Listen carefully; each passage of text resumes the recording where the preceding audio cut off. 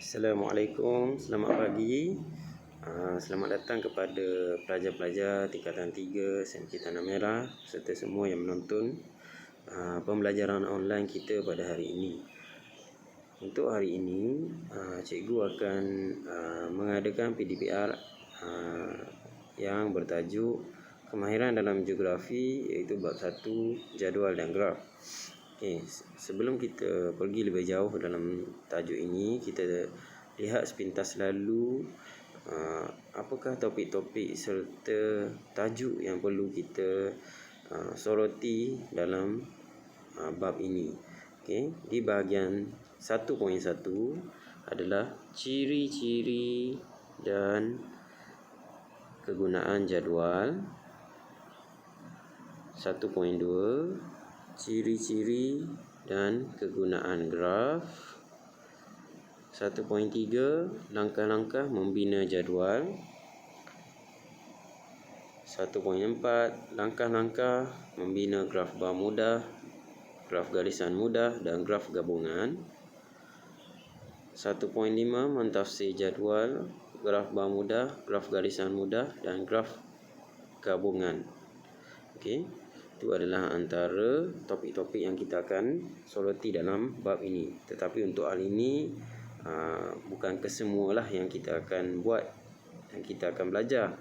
Mungkin sebahagian ataupun separuh saja. Selesai di bahagian ini, kita akan ke muka surat yang seterusnya, iaitu jadual dan graf bab 1. Kita belek ke muka surat seterusnya. Kita masuk ke bab 1, iaitu jadual dan graf. Sebelum tu kita tengok juga apakah yang anda akan pelajari dalam bab ini. Yang pertama adalah menerangkan ciri-ciri dan kegunaan. Itu semua saya sudah jelaskan sebentar tadi. Kita tinggalkan dan beralih kepada muka surat yang seterusnya.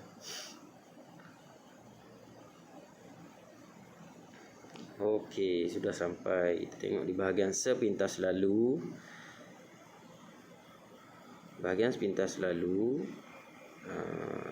Jadual. Jadual merupakan cara untuk mempersembahkan sesuatu data atau maklumat secara lebih tersusun. Manakala graf pula merupakan rajah yang terdiri daripada bar atau garisan untuk menunjukkan pertalian antara komponen-komponen yang dikaji. Cikgu bulatkan di situ jadual dan graf. Di sebelah kanan kamu boleh tengok di bahagian atas itu adalah merupakan graf bar mudah. Di bawahnya pula adalah graf garisan mudah. Manakala yang terakhir sekali di bawah maknanya adalah graf gabungan, yang mana graf gabungan ini adalah gabungan antara bar dan juga garisan. Kita boleh tengok di situ, cikgu bulatkan. Kita beralih kepada muka surat yang seterusnya. 1.1 ciri-ciri dan kegunaan jadual. Jadual merupakan cikgu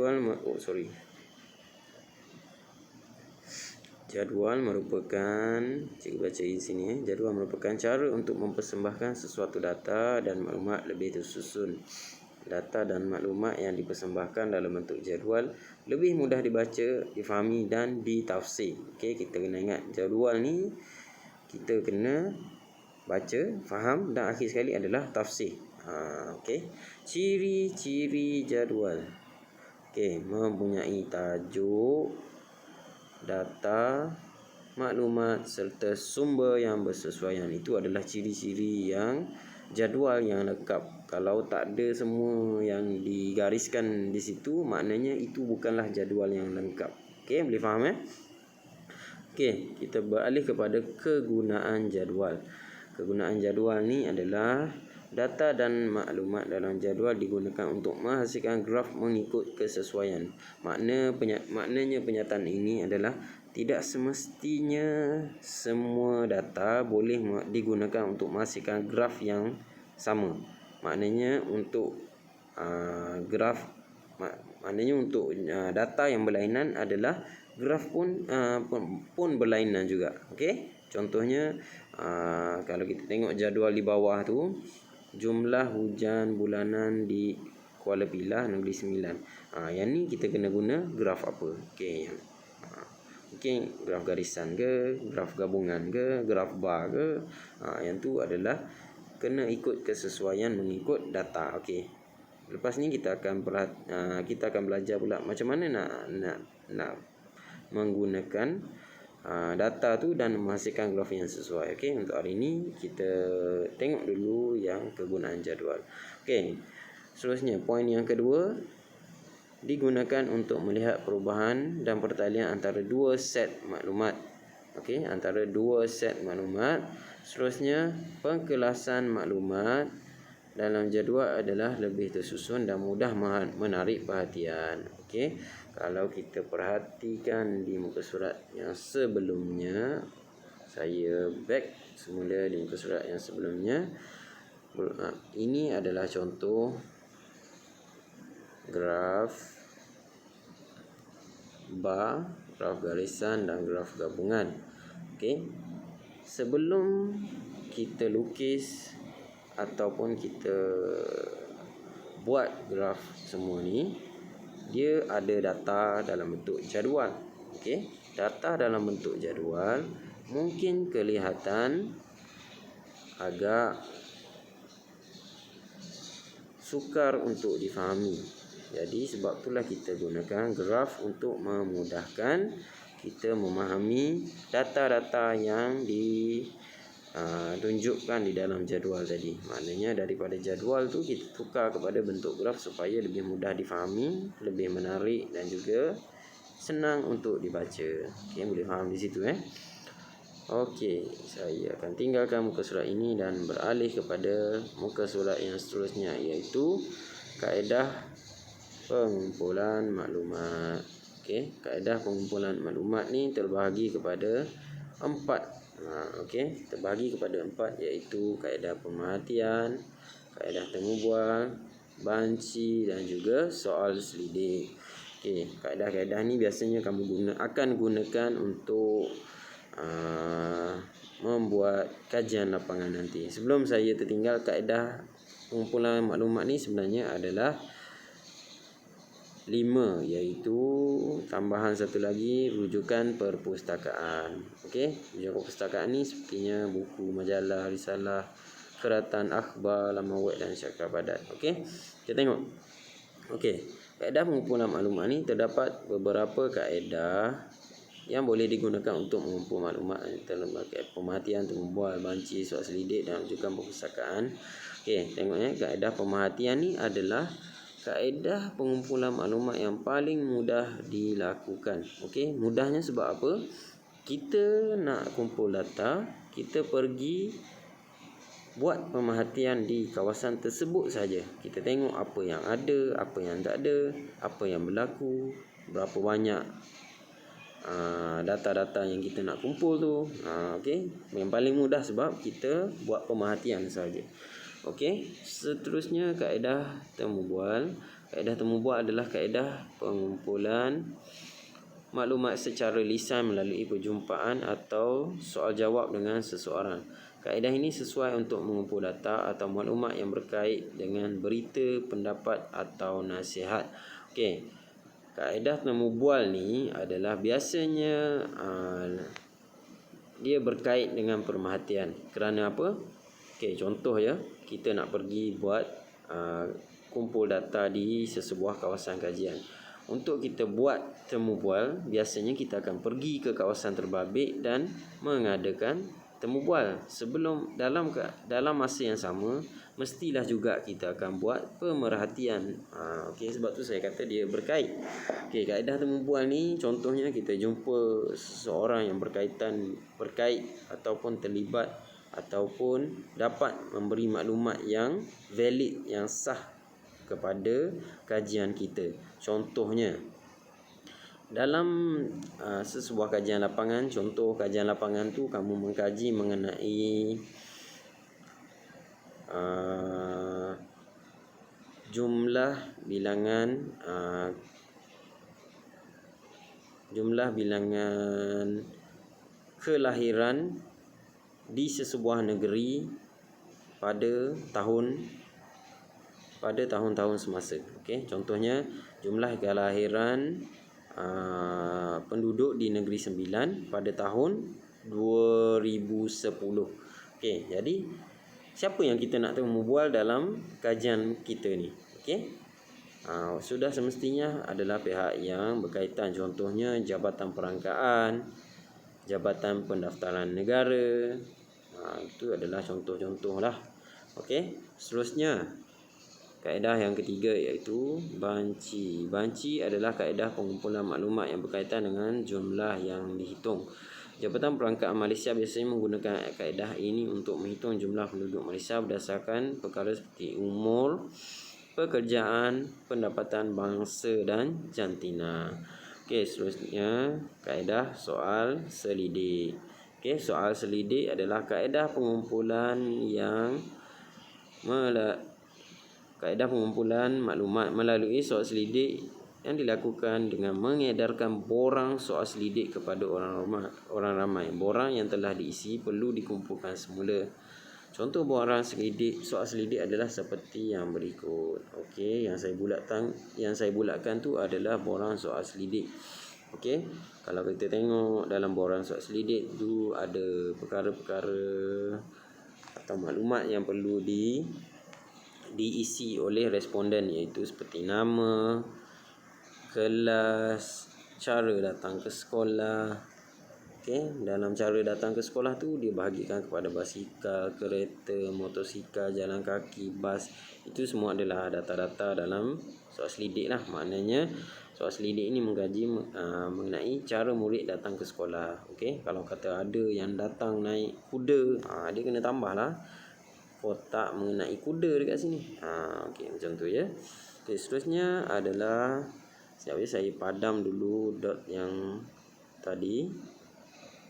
Okey. Seterusnya adalah kaedah rujukan perpustakaan. Kaedah rujukan perpustakaan adalah kaedah pengumpulan maklumat yang dilakukan dengan merujuk kepada bahan-bahan yang sudah diterbitkan seperti buku, majalah, risalah, kertas akhbar, laman web dan cakrapadat ataupun CD lah. Cakrapadat tu CD. Mungkin antara kamu tak kenal CD sekarang kan. Tapi dulu ada CD tu. Sekarang tak payah pakai CD pun dah boleh dapat. Dah boleh ada yang kita cari tu. Okey. Kita akan pergi ke muka surat yang seterusnya, iaitu ciri dan kegunaan graf. Okey.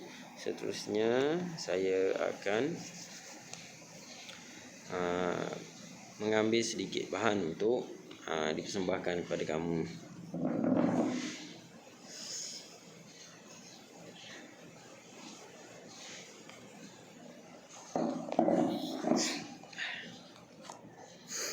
Okay, 1.2 ni adalah ciri dan kegunaan graf.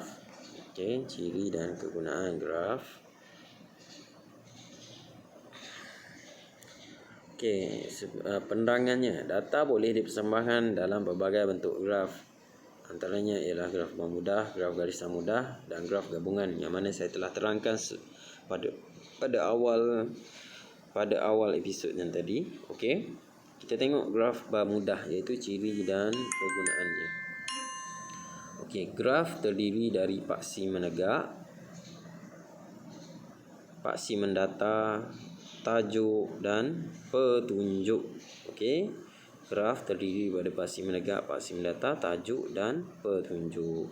Okey, bar-bar pula dilukis secara menegak atau mendata. Maknanya bila kita lukis graf bar ni, tidak semestinya graf itu menegak saja, boleh juga mendata. Okey, sekejap kita tengok kepada bar yang di bawah ni. Okey, graf bar di bawah ni dia menunjukkan bar yang menegak. Okey, bar yang menegak. Maknanya kalau mendatar dia ke arah tepi macam ni. Okey, macam yang saya lukis ni. Okey, itulah contoh dia. Okey, saya padam sekejap.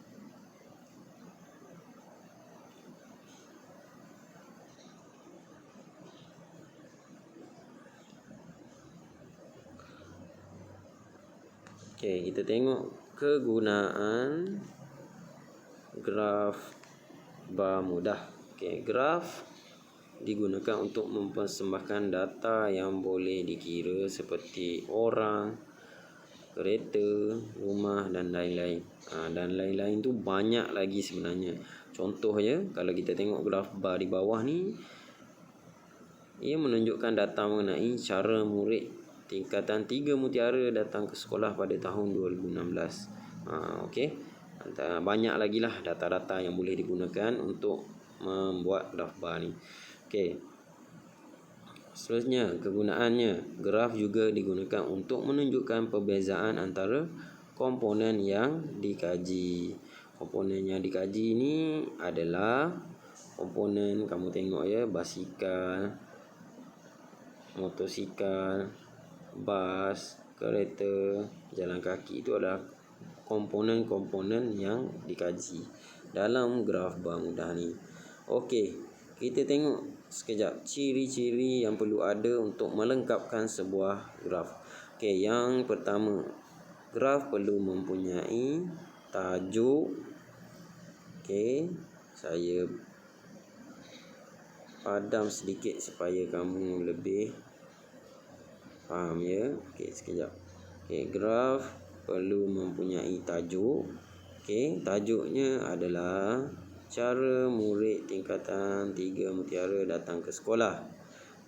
Okey, itu adalah tajuk dan perlu lengkap sebagaimana dalam data yang kamu tengok di bahagian jadual. Okey.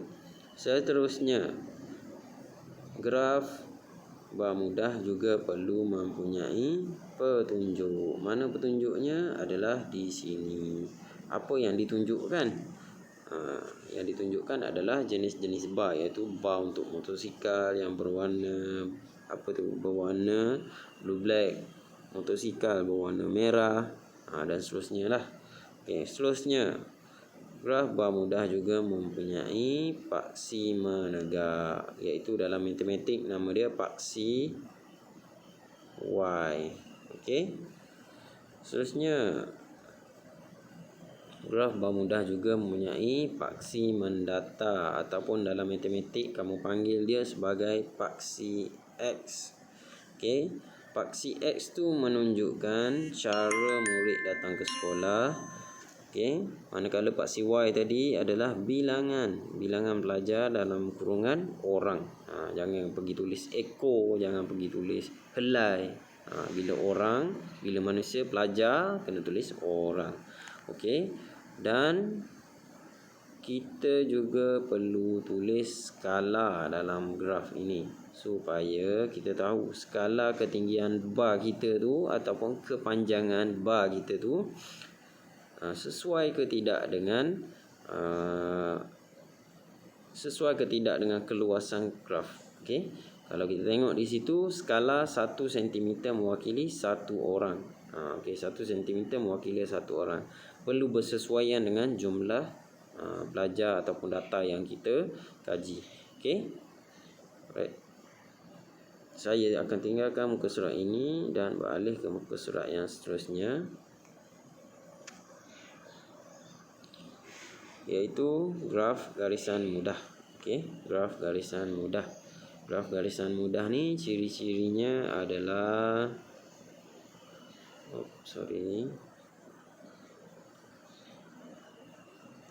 Graf garisan mudah ni cirinya adalah dilukis secara garisan yang panjang.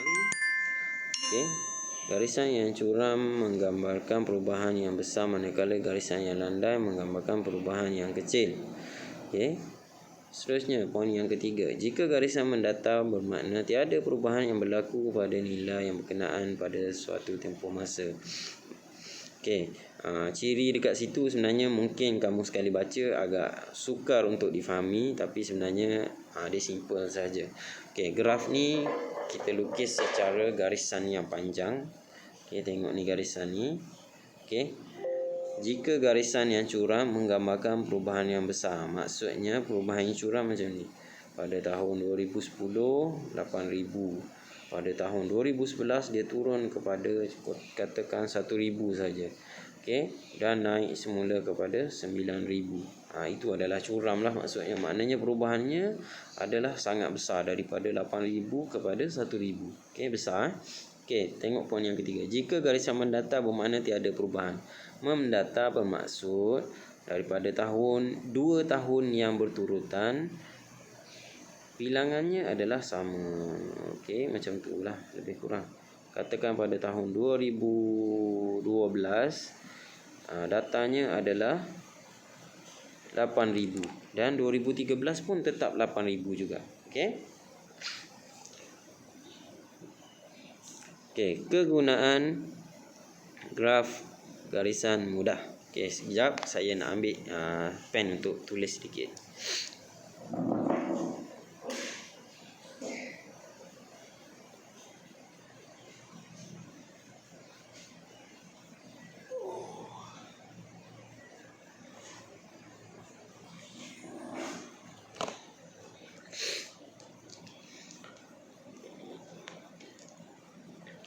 Okey, kita tengok kegunaan graf garisan mudah. Graf garisan mudah menggunakan garisan untuk menunjukkan sesuatu perkara yang mengalami perubahan jumlah atau nilai yang berterusan.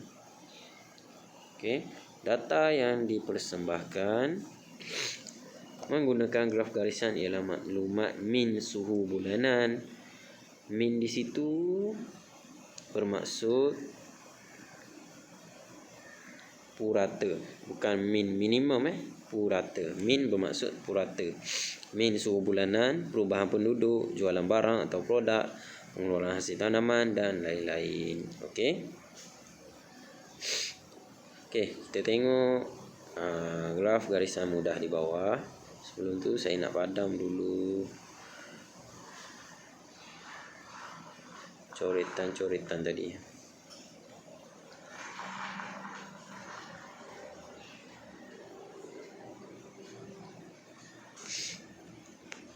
Okey, kita tengok ciri-ciri yang perlu ada dalam graf garisan mudah. Yang pertama adalah tajuk. Okey, tajuknya apa? Guna tenaga dalam sektor ekonomi di Malaysia dari tahun 2010 hingga 2014. Okey, guna tenaga ni adalah tenaga manusia lah. Sumber tenaga manusia, tenaga kerja. Okey, tajuk dah ada. Okey, seterusnya kita tengok kepada paksi Y. Okey, paksi Y di sini. Okey, paksi Y adalah merujuk kepada orang. Kalau kita tengok skala dia di situ, dia bermula daripada 1,000 sampailah 14,000. Okey, seterusnya kita tengok di paksi X, iaitu paksi yang mendatar tadi. Okey, paksi X menunjukkan tahun. Okey, tahunnya adalah daripada 2010 hingga 2014. Okey, pada cikgu, dalam banyak-banyak data yang paling senang untuk kita buat adalah graf garisan. Dia lebih simple, lebih cepat untuk dibuat dan ringkas saja berbanding graf bar mudah serta graf gabungan. Okey. Untuk pembelajaran pada hari ini, cikgu akan berhenti di graf garisan mudah dan kita akan sambung kelas seterusnya dengan graf gabungan. Okey. Jadi apa-apa persoalan mengenai graf garisan mudah ataupun graf bar mudah, boleh message ataupun PM cikgu untuk secara individu untuk penerangan lebih lanjut. Okey, setakat ni kita faham dalam tajuk kemahiran geografi saya dah terangkan mengenai dua komponen yang kamu perlu belajar, iaitu graf bar mudah dan graf garisan mudah. Yang hari ni yang saya dah terangkan. Yang belum saya terangkan adalah graf gabungan, yang mana kita akan belajar selepas ini. Okey. Okey, jadi setakat itu sajalah pembelajaran kita pada hari ini. Sekiranya ada sebarang pertanyaan boleh PM cikgu seperti yang cikgu nyatakan tadi. Okey, kita akan berjumpa pula di hari dan waktu yang sama pada minggu yang seterusnya. Okey, terima kasih kerana menyertai kelas pembelajaran online pada hari ini. Jangan stres. Okey.